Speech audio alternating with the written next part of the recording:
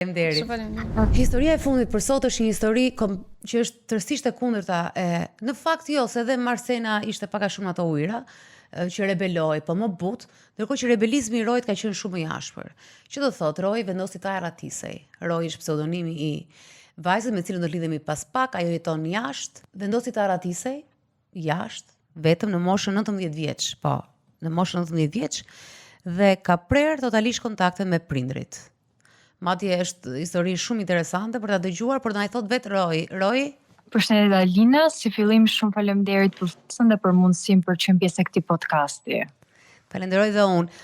Unë tani dua të jem sa më korrekte me historinë, kështu që më mirë po ta lë ty, sepse është një histori që ne deri tani kemi pasur raste, kemi diskutuar raste të fëmijëve që janë bindur prindërve deri në fund dhe tani padyshim pas shumë vitesh vuajnë edhe janë penduar që ndoshta që në adoleshencë nuk kanë ngritur zërin ose kanë dëgjuar dhe kanë bërë çfarë kanë dashur prindrit, ndërkohë që ti je një rast tjetër, 19 vjeç ti the jo, unë do bëj me jetën time, pra që është një moshë shumë okay, të paktën atje ku jeton ti dhe në të gjithë botën, po tashmë dhe ne e dim që pas moshës 18 vjeç ikën nga kujdestaria e prindërve dhe je i pavarur për të marrë vendimet e tua dhe ti këtë e bëre në moshën 19 vjeç, për shembull në Amerikë do quhet diçka shumë normale, kurse në Shqipëri prapë është diçka që mund të trondis pak themelet e familjes dhe fisit. Çfarë ndodhi? Si e rritur ti, Roy?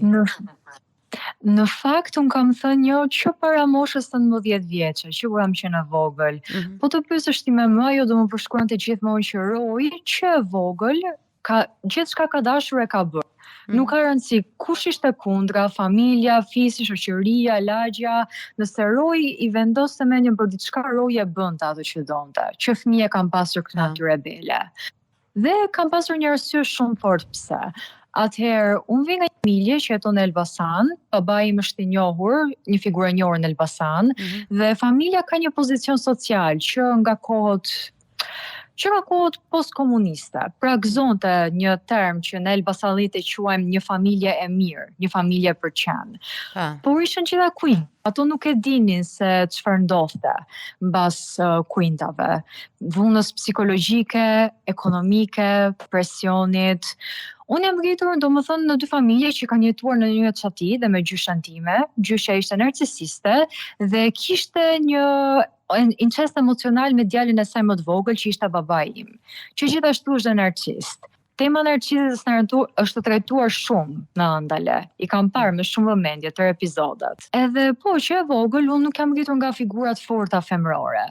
Jam rritur me figura femrore që gjithmonë më kanë thënë, më kanë gati urdhëruar, detyruar ose këshilluar, deri dhe përgjëruar që t'ul kokën, të ul zërin, të mos rebelohem, të bëj gjithçka që prindët, sidomos meshkujt e familjes tonë, sepse ato e dinë më mirë, dhe një baba tiran dhe megalomaniak. Dhe unë që e vogël, shikoja ti me më sa shumë ka vuajtur, shikoja gratë i familjes time që nuk kishin asnjë lloj zëri, asnjë lloj vendimarrjeje në degën që kishin zgjedhur për studiuar, në martesat që kishin kryer dhe mendoja pse kjo do jetë armja ime? Të zhdukem si një zë i humbur në humner? Jo, këtë nuk e lejoj. Unë 16 vjeçë, me thënë vërtetën, kam ikur nga familja shumë herët në një qytet tjetër për studiuar. Preteksti ishte për studiuar, por në fakt se vërteta ishte për të fituar autonominë time dhe për të parë se si bota funksiononte. Dhe në moshën 16 vjeçë gjithashtu erdhi natyralisht edhe biseda për të ardhmen time, për të shkuar në universitet.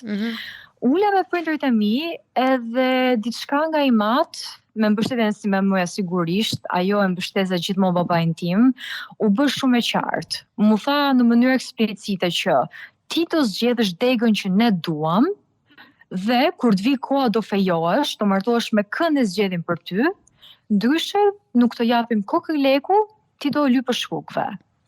Babai më bëronte, pra do bësh shkollën që duam ne, do marrësh burrin që duam ne ose ndryshe do lypësh rrugëve. Ta than tekstualisht këtë. Tekstualisht, ndërkohë që mami gjithmonë më shthyente që ai na mban me bukë, pa atë nuk kemi askush, ku do shkojmë nëse ai nuk na jep lek, ti nuk arrin dot të shkosh jashtë shtetit, sepse Gjermania ka një rregull. Unë jetoj në Gjermani me qira fjala.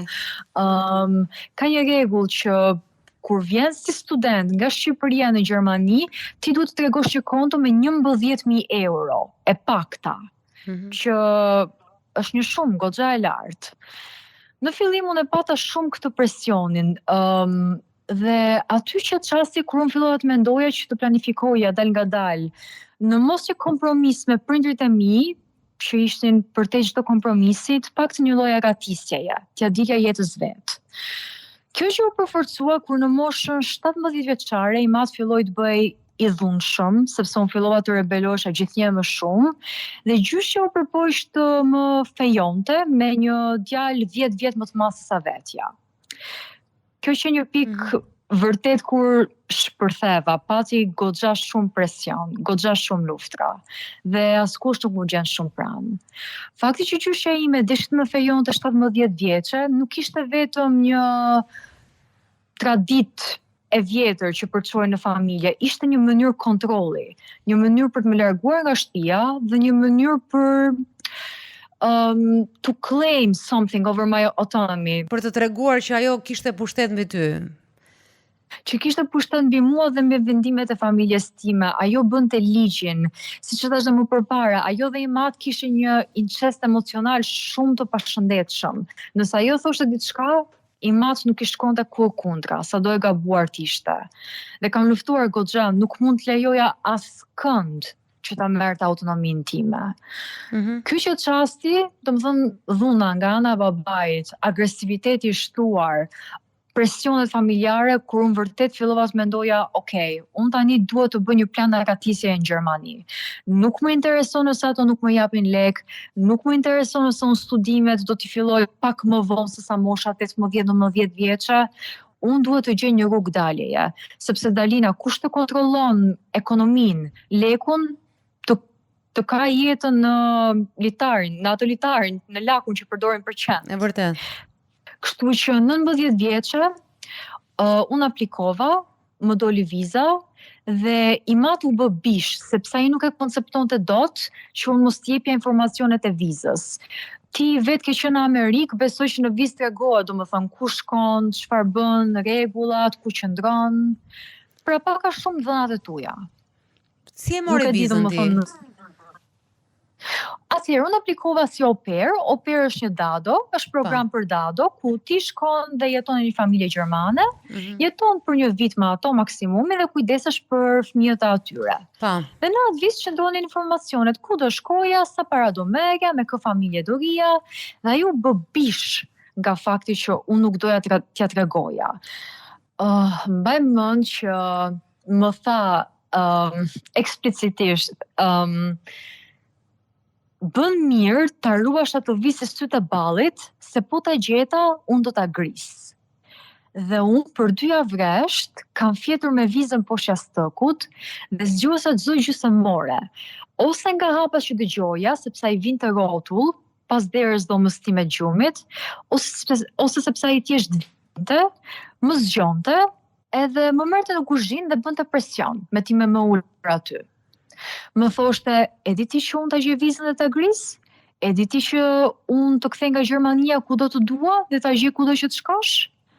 Ndërkohë që jeme më tunte kokën me miratim, ose thjesht më thoshte, ti e ke fajin, ti e mërzit e babin, roj, je shumë e parespektueshme. Gjermania ishte plani im i agatisjes, ishte pak a shumë ajo mundësia e artë, e vetme, për më në fund për të pasur lirinë time. Çfarë ndodhi pastaj? Çfarë ndodhi? Atëherë ika në Gjermani dhe ato prisnin që unë pas një viti, sepse viza ishte zgjaste një vit, të kthesha në Shqipëri. Unë ndërkohë nuk u thash gjë, po përpiloja një plan. Rash në kontakt me autoritetet gjermane, gjeta mënyra alternative se si ta zgjasja vizën, dhe e dola. U zhvendosa në një qytet tjetër, fillova një punë jo shumë të mirë paguar, por gjithçka vetëm të kursija para për shkollën, edhe për pavarësinë time. Më pas u thash atyre, u çova mesazh dhe u bëra të ditur që nuk dua të kem kontakt me ju. Ju jeni sjell shumë keq dhe në mënyrë të pa respekt me mua, do kem kontakt vetëm me motrën time, që aso kohë ishte 13 vjeçe. Por ndodhi diçka e çuditshme, nga telefoni i motrës time filluan të vinin disa mesazhe që dalluhej që nuk I shkruante I me motër. Edhe nga biseda e fundit, para 3 vitesh, që bëra me ti me motër, ajo foli me mua fshetazi në celular, sepse ato e kontrollonin, gjithmonë, në çdo hap, çfarë bënte, ku shkonte. Ajo më tha që babai kishte thënë që me Rojnë neve bëm gabim, e lam të bredh në thonjza, pak si shumë, dhe doli duarsh, por me ty nuk do ta bëjmë këtë gabim. Ty nuk do të lëm tikosh. Më rënqethi vërtet shumë. I thash, mbyllë telefonin, do flasim nesër. I shkruajta mesazhe për muaj të tërë, u përpoqja të arria, ajo ishte pa arritshme në WhatsApp. Më theu zemrën, por vendosa, okay, në rregull, life goes on, unë nuk jam prindi si me motër fatkeqësisht, që çka që kam në dorë është të bëj me pavarur në Gjermani. Nuk ishte e lehtë, nuk ishte një rrugtim as pak I lehtë. Më në fund, pas 2 vitesh, me shumë punë, me shumë mundime, sakrifica, me grind, ja arrita, e mora leje qëndrimin, e mora lejen për të studiuar psikologji madje në universitet, kalova në një punë të mirë, në një ndër kompanitë më të mëdha të vendit, ku që për 3 vite shumë punoj si mësuese për gjuhën gjermane për emigrantët të rritur, duke filluar nga mosha 18 deri në 40-50 vjeç. Është dhe një moment që më ka bërë shumë përshtypje kur ke rrëfyer historinë me Elonën, që prindrit të erdhën dhe në Gjermani. Para disa muajsh, unë isha në punë dhe nuk e dija, por komshinët e mi më lajmëruan që një burr, një mesoburr dhe një vajzë me një përshkrim të caktuar kishin ardhur dhe kishin paraqitur veten si miq të prindërve të Rojt, që kishin një pako për të më dhënë. Por komshinët e mi e kuptuan që diçka nuk shkonte. Jam mbyllën derën, tham nuk e njohen, më morën në telefon, edhe direkte unë dhe komshinët e mi kemi lajmëruar policinë. Policia erdhi. Unë sigurisht që para përgatita policin, ja sqarova historinë që ndodhi dhe që kjo ishte stalking, dhe stalking merret shumë seriozisht në Gjermani. Për ndjekje është stalking, po.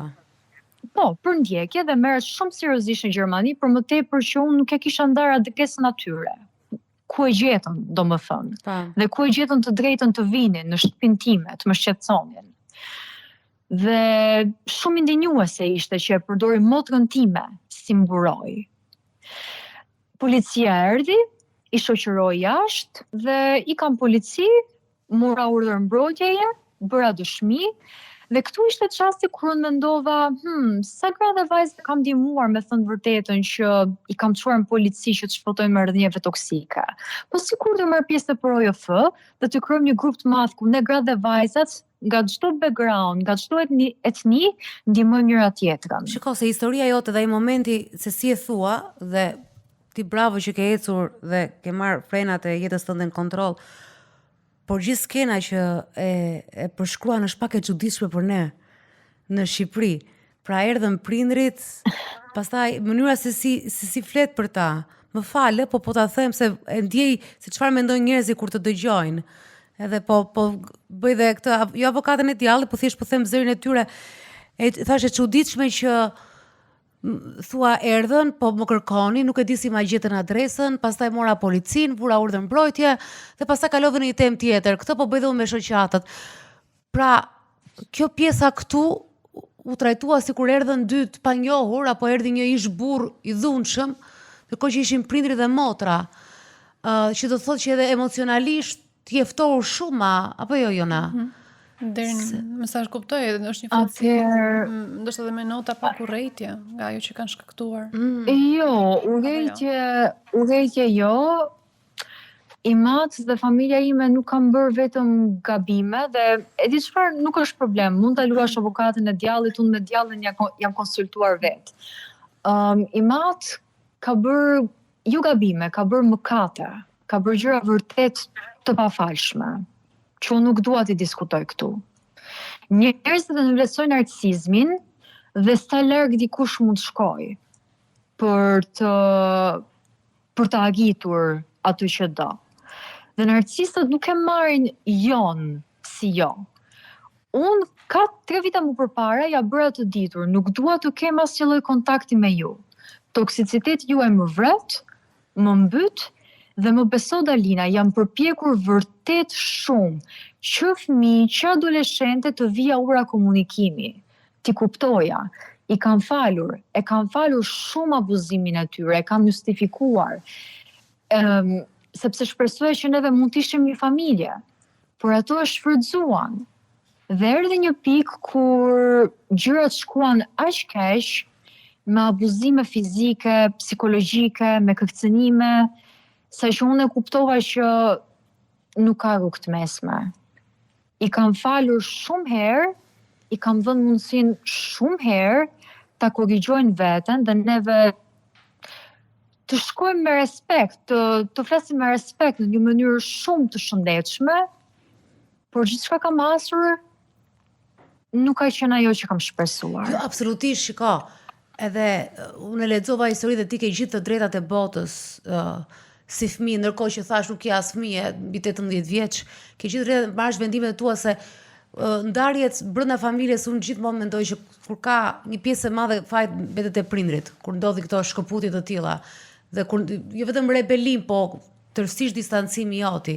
Vetëm unë isha më shumë kurioze dhe kur thash se çfarë mendojnë njerëzit, për njerëz është e çuditshme se deri tani për shembull kishim histori raste ku dhe ata mund në një lloj mënyre të dënonin prindrit në një far formë apo të ridimensiononin marrëdhënien dhe nuk e bëjnë dot, edhe madje një zonjë para teje tha që unë jam krenare tha për prindrit e mi, mbasi tha se çfarë kishte bërë babai që kishte martuar me zor, që nuk e çoi në shkollë e gjithçka. Tha unë jam krenare sepse ne na ka ngelur në kulturën tonë, janë disa shprehje, disa gjëra, do të thënë që na ka ngelur në kokë që kështu duhet të jenë. Ndërkohë ajo pjesa e prindërve të tu në Gjermani është do lëm bresa tek njerëzit kur ta dëgjojnë, është e rrallë dhe unë këtu duhet kuptoja edhe gjendjen tënde emocionale. Edhe si që tani dhe kur fillove që përpos rebelimi, se mund të ish rebeluar fizikisht, por kur fillove që të shkëputesh nga ata, pra, të krijoj shkëputjen emocionale. Kur ndodhi kjo? Siç e kam thënë, ato kanë bërë gjërat pafalshme kundrejt meje dhe si me motre. E kanë kaluar shumë cakun. Dhe unë deri në moshën 17 vjeçe, 18 vjeçe, i kam falur pafund, i kam dhënë mundësim pafund, jam përpjekur të bëhem ajo paqëruesja e familjes, sepse jam përpjekur shumë të mbaj të bashkuar një familje që as nuk ka qenë e bashkuar që në fillim. Dhe unë e pashti me më që fatkeqësisht u përpoqja ta shpëtoja me vërtet shumë.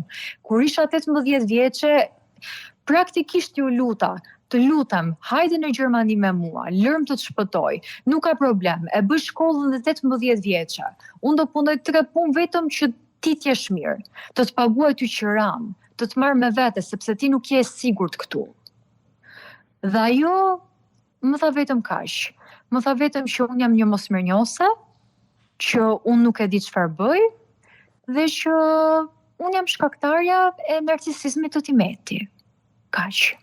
Po pse erdhën ata në Gjermani? Çfarë mendonin? Çfarë kërkonin? Unë nuk e di, por unë e kam bërë të qartë që para 4 vitesh unë nuk dua të kem më kontakt me ju. Jam mazhorene, juve jeni toksik, nuk më keni respektuar. Ishte vendimi më i mirë për qetësinë time mendore, shpirtërore dhe lirinë time që unë mos kem më kontakte me ato. A ka qenë e vështirë ky vendim? Ka qenë shumë i vështirë, Dalina. E kam vuajtur me vërtet shumë. Por kur diçka është e riparimit, mua më duhet zgjidhja veten në këtë pikë. I me më e pashti me më që sakrifikoj, që fali pafund, she became a shell of a human being. Ajo u tret, ajo nuk njihej më si njeri. Trupi sa e lam balt, gjithçka e lam balt. Dhe unë tek ime më pash veten, nëse unë vazhdoja të rija tek ai lloj mjedisi. Roj, e shikoj atë pjesën e rebelisme që ne hapëm dhe temën fillim me Dalinën, më shumë se si një veprim për pavarësi, e shikoj si strategji që ti ke bërë për mbijetesën tënde, që të mbijetoje, pastaj për ta marrë atë lirinë dhe për shqiuar ndoshta edhe aspirata që ti synoje të arrije më vonë? Atëherë, si fillim ishte një strategji mbijetese. Unë me thënë vërtetën, kur erdhi korona, një vit të tërë, unë desha të gjija punë, të punoja, sepse nuk doja të aplikoja për universitetet shqiptare. Dhe mbaj mend që i mat erdhi dhe më tha direkte harroje se ti ke përgjetur punë, sa ko je në strehën time, unë paguaj për gjithçka, ti vetëm shko dhe mëso. Ky është kontroll ekonomik. Siç e kemi thënë. Kontrolli, nëse dikush të ka në kontroll ekonomik, të ka në qafore. Jam detyruar të punoj fshetazi, pa i thënë gjë atij, sepse e dija që ai nuk do ta lejonte këtë lloj gjëje. Ai e urrente pavarësinë tek një femër. Roy, në vendimin që more për të ikur në Gjermani, e kuptoj që familjen padyshim nuk e kishe me vete. Ishe komplet vetëm apo kishe edhe mbështetje? Se edhe kjo shumë interesante edhe për njerëzit e tjerë që ta kuptojnë. Se si e merr ti fuqinë? Vetëm fare? Vetëm fare. Asnjë partner, asnjë shoqe të ngushtë. Vetëm unë, 2 valixhe, qëllimi im dhe krenaria ime. Po bravo, sepse kryesisht këto vendime, domethënë ndonjëherë mund të nxisin një situatë, po thjesht të kanë nxitur situatën familje. Po në atë moshë ka edhe kështu ka ndikimin edhe shoqëria dhe njerëzit e tjerë përreth. Për që të nisesh vetëm fare, duhet të ketë qenë shumë e fortë dëshira. Nuk ishte vetëm dëshirë, ishte, si ta them unë, si një thigje e brendshme, ishte diçka që unë e dija që duhej bërë, sepse nuk ishte rrugë tjetër. Gjermania ishte ticket to my freedom, ishte bileta e lirisë time. Dhe unë isha gati të ndërmerra çfarë do lloj risku me zgjuarsi dhe maturi, por isha gati ta ndërmerrja, vetëm për të fituar lirinë time. Vetëm je në shkollë, ke krijuar familje apo lidhje, si e në këtë aspekt? Kurioze jam. Unë jam në një marrëdhënie, partnerin e kam gjerman, jam shumë e lumtur, nuk mund të gjej një partner më të mirë, më suportues, se sa ky që kam. Kam një familje të madhe të zgjedhur, gjermane dhe internacionale, nga vende të ndryshme të botës. Dhe siç e thash, si pjesë e organizatave OJF, neve kemi krijuar një grup tani që gratë dhe vajzat informojnë dhe ndihmojnë gratë dhe vajzat. Pra, unë nuk jam kur vetëm dhe ato nuk janë kur vetëm. Ne jemi gjithmonë karshi njëra tjetrit. Po ka shërbyer për diçka, Ka kthyer në mision. Ka kthyer në mision. Dhimbjen e vet. Që është shumë e bukur kjo. Prandaj kishim lënë edhe historinë e fundit sepse ishte histori frymëzuese dhe bravo që kishe forcën, edhe në fakt është një bekim. Në të gjithë atë errësirë kishe edhe një lloj drite që ishte forca jote e brendshme, që siç thua ti e ke pasur bekim që e vogël, pra ke qenë gjithmonë kokë forte dhe kjo ka ndihmuar, pra dhe karakteri yt ka ndihmuar. Unë nuk e di me Shqipërinë si ke marrëdhënie tani, si e sheh Shqipërinë? Unë kudo që shkoj edhe me krenari që jam shqiptare, madje për një muaj do hap një ekspozitë me piktura për Shqipërinë dhe për veshjet tradicionale shqiptare, por unë kam integruar 2 identitetet. Me krenarin mbaj identitetin shqiptar, por duke ardhur në 19 vjeç unë kam ardhur shumë e re dhe më është dashur të përshtatem. Pra kam integruar dhe një identitet gjerman brenda meje. Ti Roy ke 2 jetë. Tamam.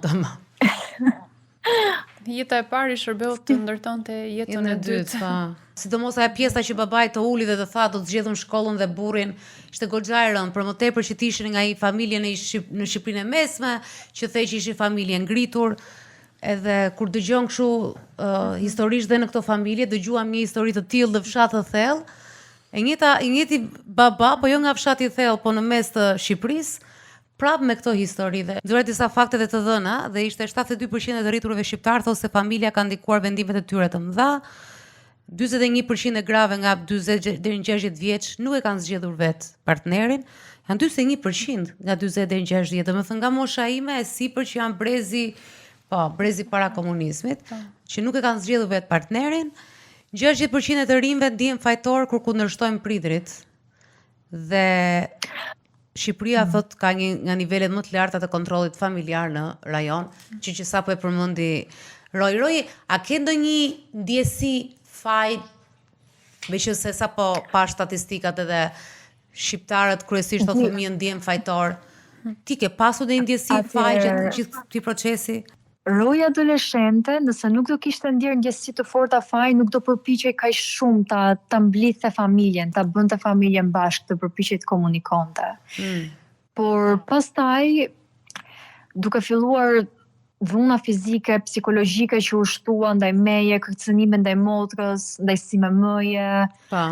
Aty e kuptova që ky ishte një mjedis jo vetëm toksik, por dhe jo i sigurt për mua dhe familjen time. Aty që ai çasti kur vërtet fillova të ndjesha fajtore jo më për të tjerët, por të ndjesha fajtore sepse jam treguar kaq e ashpër me veten time.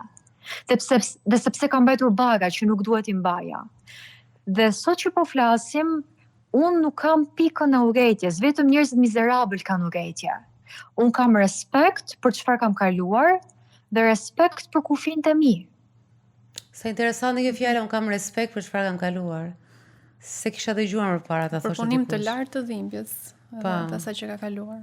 Unë të them bravo ty Roj, që ke gjetur veten tënde, që bëre këtë zgjedhje që bëre, nëse situata siç ke treguar ti ishte e tillë, dhe padyshim që unë besoj që tani, duke qenë se ti e the vetë që je munduar që të mbash familjen, je munduar me motrën, nuk besoj se ka vënë as për ndjenjë faj këtu, nëse ti e ke bërë çfarë ke bërë dhe pse duhet bëj edhe më shumë se fundja fëmijë që qenë aty në atë familje.